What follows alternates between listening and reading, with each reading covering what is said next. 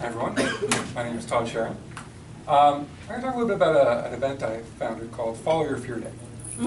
Some people here are familiar with it, some people here have done it.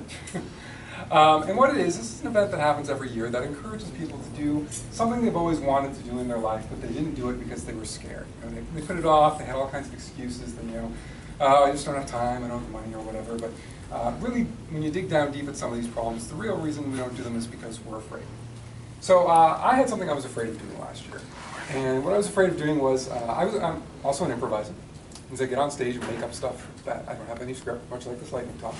And you just make up stuff and see what happens. And I had an instructor who always encouraged you. He said, whatever you were scared to do on stage, that's what you should do.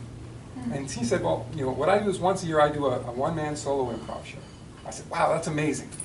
I would love to do one of those things one day. And then I never did it.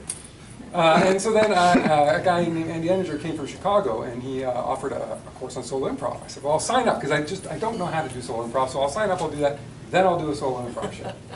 And then I didn't do it. And I proceeded to not do the solo improv show for a very long time. And one day I went out after an improv show with a friend of mine, and he was doing a one-person scripted show at the time. And I said, well, hey, have you ever done a solo improv show? And he said, no. Have you? It was at that moment I realized I should probably get around to doing that. So I said, okay, I'm going to pick a date, and I'm going to do it. And I said, well, you know what? If I'm scared of this, what are other people scared of?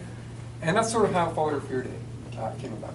And the reason I bring it up here is because I want people to think about, also, if you want to sign up for the event, come talk to me. August 24th is the date, the due date you have to get it done by.